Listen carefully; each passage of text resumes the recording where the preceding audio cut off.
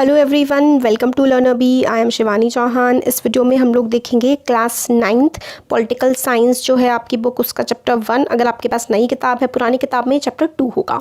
तो what is democracy, Y democracy, ये democracy क्यों और क्या। तो हमने व्हाट इज़ डेमोक्रेसी जो है ना वो पार्ट 1 में हमने कवर कर लिया है कि डेमोक्रेसी क्या है।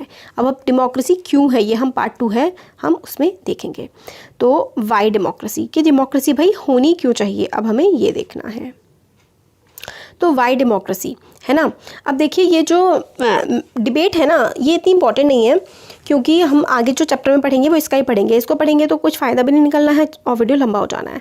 तो अब हम लोग यहाँ से देखते हैं, ये देखिए यहाँ से आर्ग्यूमेंट्स अगेंस्ट डेमोक्रेसी। हम लोग दोनों देखेंगे कि हमें डेमोक्रेसी क्यों चाहिए, सबसे पहले तो कि भाई क्यों नहीं चाहिए, और फिर उसके बाद डेमोक्रेसी क्यों अच्छी है। फिर हम इन दोनों को मिला के देखेंगे कि भाई अच्छी ज़्यादा है या बुरी ज़्यादा है। ठीक है, तो आर्ग्यूमेंट्स अगेंस्ट डेमोक्रेसी, जो आर्ग्यूमेंट्स मतलब डेमोक्रेसी के खिलाफ आते हैं। ठीक है, तो पहला है leaders keep changing in a democracy, this leads to instability. तो शॉर्ट में पहला पॉइंट क्या है कि democracy leads to instability. Democracy में देश इंस्टेबल हो जाता है हमारा।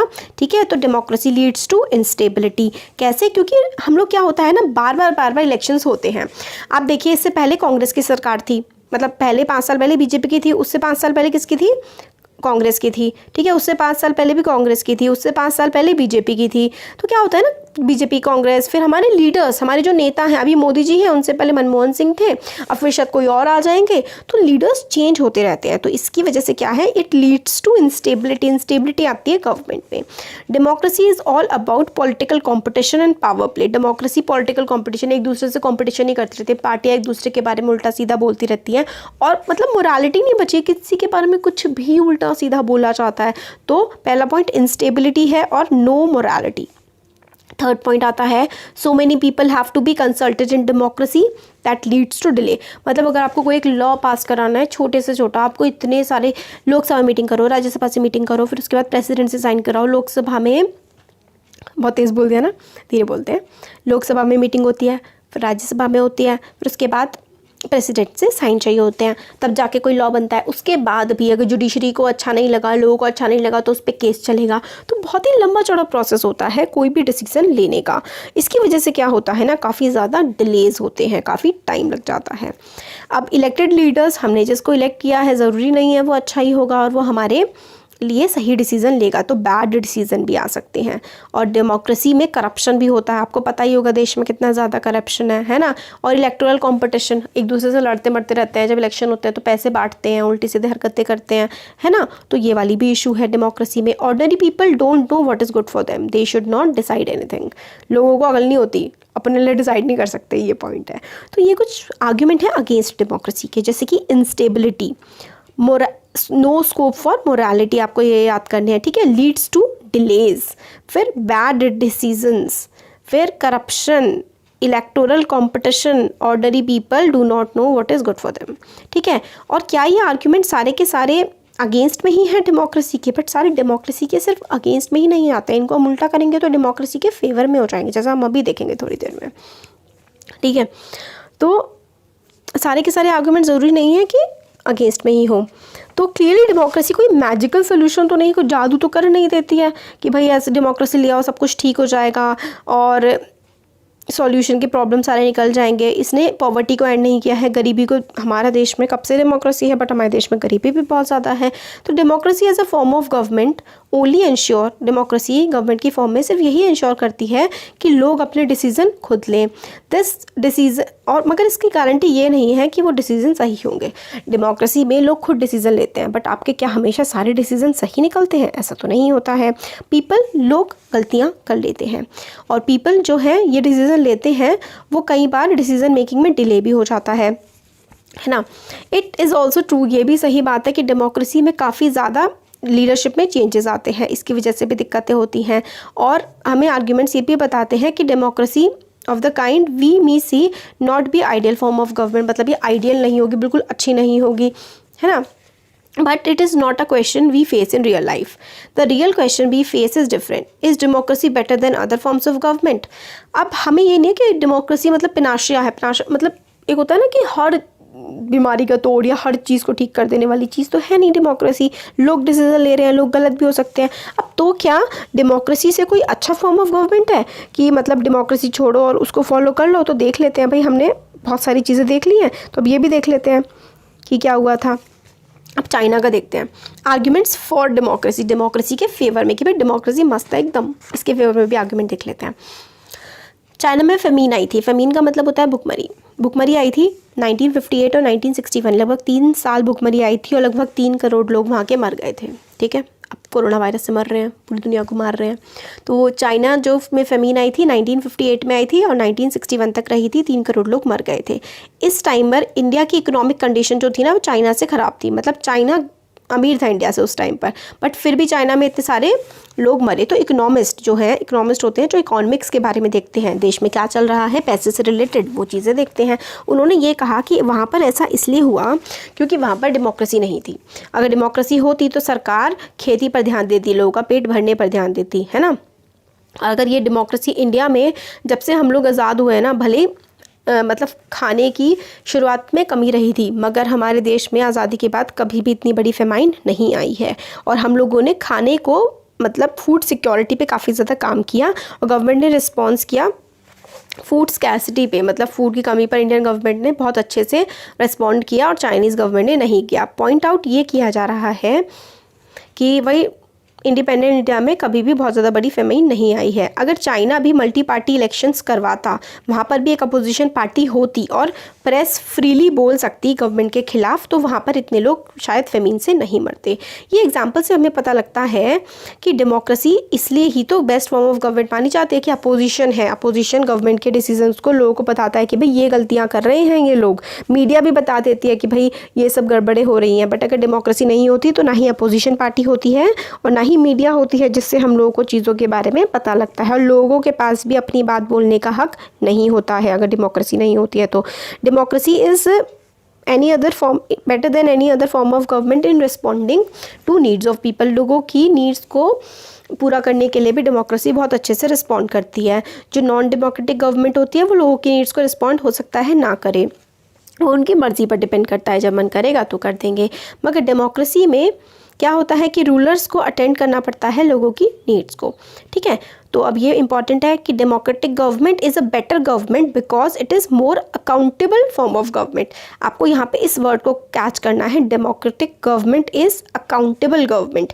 अकाउंटेबल का मतलब होता है लोगों को जवाब देना पड़ता है कि वो लोग क्या कर रहे हैं, सरकार क्या कर रही है, सरकार के क्या डिसीजंस है, हर चीज़ का जवाब ना सरकार को देना पड़ता है लोगों को एक डेमोक्रेसी में। तो इसलिए डेमोक्रेसी क्या है, एक बेटर फॉर्म ऑफ गवर्नमेंट है।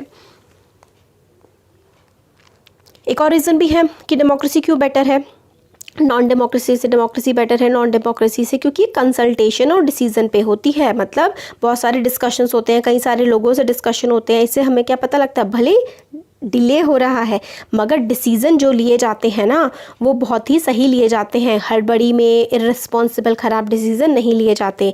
दस democracy improves the quality of decision making. पहला हम लोगों ने क्या देखा था कि डेमोक्रेसी में क्या होता है, इंस्टेबिलिटी होती है ना, हमारे डी मैरिट में। मगर हमने मैरिट में क्या देखा कि डेमोक्रेसी मोर अकाउंटेबल है, लोगों को जवाबदेह है, जवाब देगी क्या करा है। फिर दूसरा आता है डिसीज़न मेकिंग में भले ही लेट हो मगर क्वालिटी होती है, हम लोग अच्छे डिसीज़न लेते हैं। और डेमोक्रेसी हमें एक मेथड भी प्रोवाइड करती है to deal with differences and conflict. अगर हम लोगों के अलग अलग धर्म के बीच में, जातियों के बीच में कोई दिक्कतें हैं तो डेमोक्रेसी हम लोगों को एक वे प्रोवाइड करती है जिससे हम लोग अपने दिक्कतों को, प्रॉब्लम्स को सुलझा लें। किसी भी सोसाइटी में लोगों को काफ़ी ज़्यादा अलग अलग ओपिनियन होती है, इंटरेस्ट होते हैं, उनके डिफरेंस काफ़ी अलग अलग हो सकते हैं। हमारे जैसा देश जिसमें बहुत ज़्यादा सोशल डाइवर्सिटी है, सोशल डाइवर्सिटी का मतलब होता है लोग बहुत ही ज़्यादा डिफरेंट है एक दूसरे से, तो अलग अलग रीजन्स को बिलोंग करते हैं, अलग अलग भाषा बोलते हैं, अलग अलग प्रैक्टिस करते हैं, धर्म अलग अलग है। तो इसीलिए हम लोगों को ज़रूरत है कि ऐसा मेथड अप्लाई किया जाए जिससे लोगों के बीच लड़ाई कम से कम हो, कॉन्फ्लिक्ट आराम से सॉल्व हो पाए और सही तरीके से रिसेंटमेंट ना हो, अनहैप्पीनेस ना हो, डिफरेंट ग्रुप के जो लोग हैं वो सही से रह सके, तो डेमोक्रेसी एक पीसफुल सॉल्यूशन प्रोवाइड करती है। No one is permanent winner, क्योंकि डेमोक्रेसी में कोई भी परमानेंट विनर नहीं है। 5 साल में आपकी सरकार बदल सकती है, इसलिए आपको सही तरीके से काम करना पड़ेगा। तो ये आर्ग्यूमेंट जो 3 है ये हमें बताते हैं। एक पहला आर्ग्यूमेंट क्या था कि अकाउंटेबल है, मतलब सरकार जवाबदेह है कि सरकार को, अगर पहला क्या था पॉइंट हमारा, अकाउंटेबल है कि अपनी मर्जी से कुछ भी नहीं कर सकती है, फालतू के गलत डिसीजन नहीं ले सकती, लोग पूछेंगे आपने क्या किया है। फिर क्वालिटी इन डिसीजन मेकिंग, जो डिसीजन लिए जाते हैं ना वो काफ़ी अच्छे होते हैं। क्वालिटी इन डिसीजन मेकिंग, जो डिसीजन होते हैं वो क्वालिटी होते हैं, अच्छे होते हैं, ठीक है। फिर आता है कॉन्फ्लिक्ट डिसीजन, मतलब क्या होता है कि प्रॉब्लम्स जो होती हैं उसको सॉल्व करने का ही रास्ता दिखाती है, ठीक है। तो democracy enhances the dignity of people. Dignity of people कैसे एनहांस करती है? हमारे पास फंडामेंटल राइट्स हैं भाई, हम लोग जो चाहें वो बोल सकते हैं, हम लोग अपने व्यूज़ एक्सप्रेस कर सकते हैं, अगर हमें सरकार से प्रॉब्लम भी है तो वो भी हम बता सकते हैं, अपनी मर्जी से अपने लिए डिसीजंस ले सकते हैं। तो it enhances dignity of citizen. Dignity of citizens का मतलब है इज्जत देती है डेमोक्रेसी, ठीक है। Democracy is based on the principle of political equality. हम सब बराबर हैं संविधान के सामने, जो चाहे बिल्कुल पढ़ा लिखा ना हो, चाहे वो कितना भी अमीर हो, मगर संविधान के सामने, हमारे कानून के सामने सब लोग बिल्कुल बराबर हैं। इसलिए it provides dignity also, dignity इज्जत देती है सिटीजन्स को, ठीक है। फिर आता है finally, democracy is better than other form of government because it allows us to correct its own mistakes. मतलब हम अपनी मिस्टेक्स को खुद ही करेक्ट कर सकते हैं, ये भी हम लोगों को चांस ये देती है ना। तो यही है कि no other form of government ये सारी की सारी चीज़ें अपनी मिस्टेक्स करेक्ट करने का ऑप्शन हमें नहीं देती है। मिस्टेक करेक्ट करना मतलब हमने, मान लीजिए इस 5 साल हमने गलती कर दी, बट हमारे पास अगले 5 साल का ऑप्शन है, हम उनको हटा के फेंक सकते हैं, है ना। यही होती है democracy, can correct its own mistakes, ठीक है। पब्लिक डिस्कशंस होते हैं और काफ़ी ज़्यादा, और ये भी है कि जैसे कि हमने देखा कि डिसीज़न जो होता है वो सबके डिस्कशंस के बाद लिया जाता है। बट आजकल क्या है,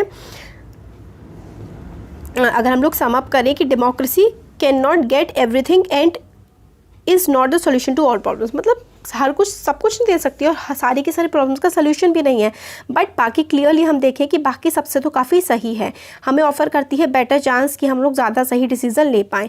it is likely to respect people's own wishes, लोगों के विशेस को रिस्पेक्ट करती है और अलाउ करती है सारे के सारे लोग आसानी से साथ में रह सकें। अगर बहुत सारी चीज़ों में फेल भी होती है बट अपनी मिस्टेक्स को करेक्ट भी कर लेती है और ज़्यादा लोगों को डिग्निटी प्रोवाइड करती है, इसलिए democracy best form of government है। मतलब रिपीटेटिव है, वही हमने जो 4-5 पॉइंट देखे वही सब इसमें लिखे हुए हैं। अब broader meaning of democracy, democracy का ब्रॉडर मीनिंग क्या होता है, बड़ा मीनिंग क्या होता है, ये वाला चीज़ देखेंगे हम इसमें, बट इतने ज़्यादा इंपॉर्टेंट पॉइंट्स भी नहीं हैं इसमें, देख लेते हैं। फिर भी हमने इस चैप्टर में पूरा का पूरा देखा कि डेमोक्रेसी क्या है, और लिमिटेड में भी देखा, और मतलब बहुत ज़्यादा, डेमोक्रेसी तो बहुत बड़ी चीज़ है, बहुत कॉम्प्लेक्स है, फिर भी हमने थोड़ा बहुत उसको समझने की कोशिश की है। मोस्ट कॉमन फॉर्म है इस टाइम जो चल रही है ना आजकल, वो है रिप्रेजेंटेटिव डेमोक्रेसी। आजकल जो चल रही है रिप्रेजेंटेटिव कैसे, इसका मतलब ये है कि हम लोग देश के हर नागरिक को तो नहीं बुला सकते हैं ना, कोई डिसीज़न लेना है अगर हमें, जैसे कोविड-19 के लिए हमने क्या लगाना था, कर्फ्यू लगाना था पूरे देश में, जैसे कि 21 दिन का लगा, लॉकडाउन कह लीजिए, कर्फ्यू ना कहिए, लॉकडाउन लगा, तो कैबिनेट ने, नेताओं ने डिसीजन ले लिया, देश के हर इंसान से तो नहीं पूछा गया था। तो यही होती है रिप्रेजेंटेटिव डेमोक्रेसी, हमने उन्हें चुना, वो हमारे रिप्रेजेंटेटिव हैं, तो उन्होंने हमारे बिहाफ पे डिसीजन लिया। तो मेजॉरिटी जो है, even the majority does not rule directly, तो मेजॉरिटी ठीक है वो भी डायरेक्टली रूल नहीं करती है, सिर्फ उनके जो हमारे इलेक्टेड रिप्रेजेंटेटिव्स हैं ना, उनके थ्रू ही हम लोग रूल कर पाते हैं। मॉडर्न डेमोक्रेसी में इतने सारे लोग हैं कि फिजिकली पॉसिबल नहीं है कि हर कोई साथ में बैठे और डिसीजन ले हैं, और फिर कुछ लोग जो है डिसीजन लेने की उनमें ना ही स्किल्स होंगी ना ही उनका कोई मन होगा। तो इसलिए हम लोगों को पता लगता है कि मिनिमल अंडरस्टैंडिंग होती है डेमोक्रेसी में, कि हम लोगों ने वोट उनको दे दिया है, अब वो हम लोगों के लिए सही डिसीजन लेंगे।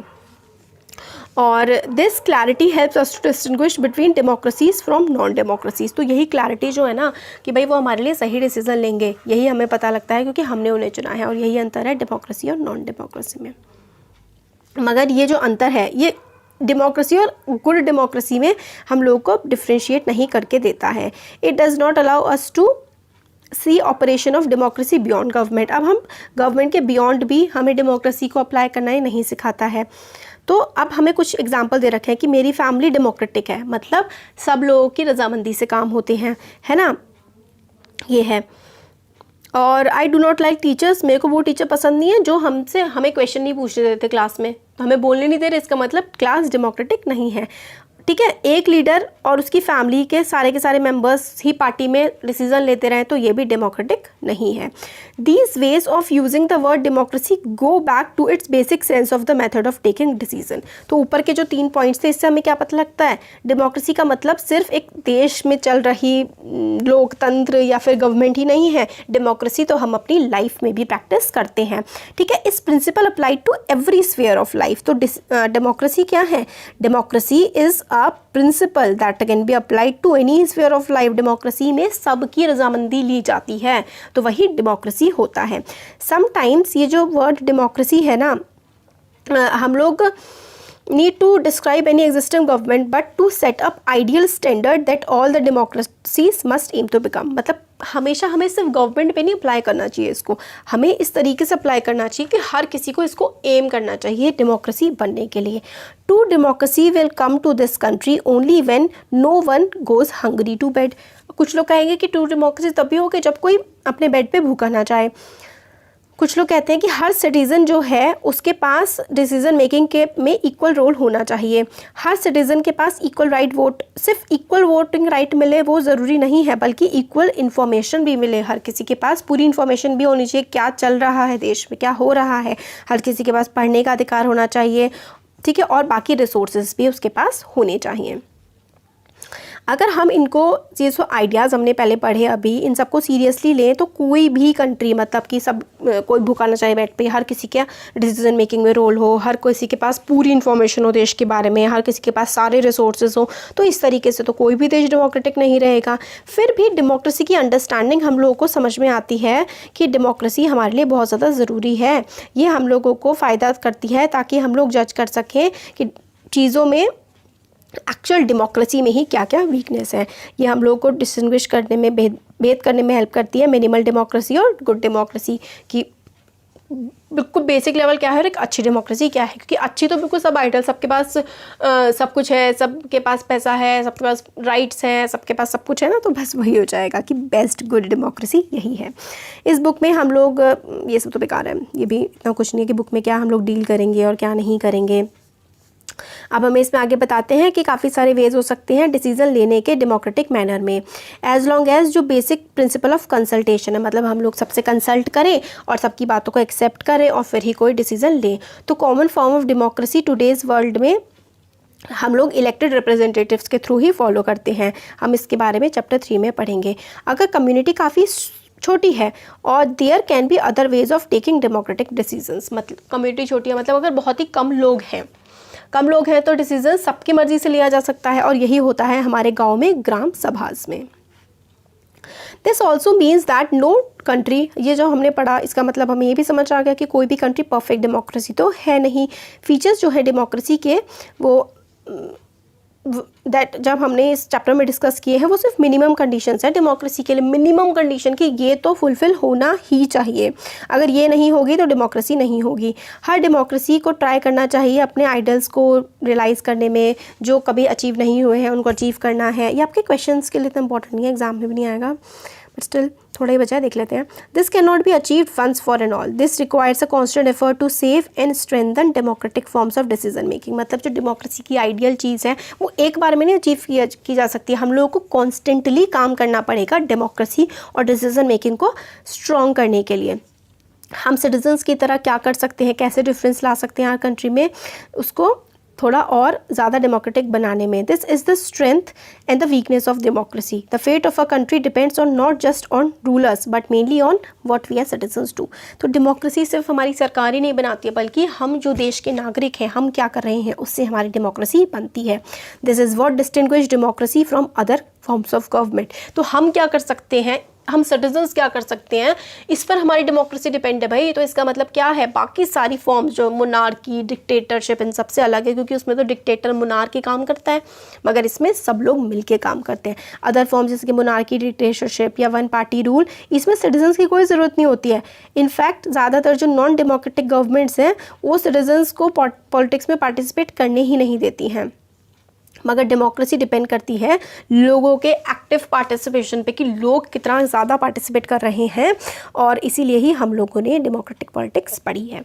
तो ये हमारा चैप्टर यहाँ पे कंप्लीट हो जाता है, और फर्स्ट चैप्टर आपका कंप्लीट हो गया। जल्दी ही मैं पूरी बुक के चैप्टर कंप्लीट कर दूंगी। इकोनॉमिक्स का भी फर्स्ट चैप्टर कंप्लीट हो चुका है आपका, हिस्ट्री का भी हो चुका है, और पूरी एसएसटी के क्वेश्चन आंसर्स हो चुके हैं, पूरी इंग्लिश के चैप्टर्स कंप्लीट हैं, पूरी इंग्लिश के क्वेश्चन आंसर्स कंप्लीट हैं।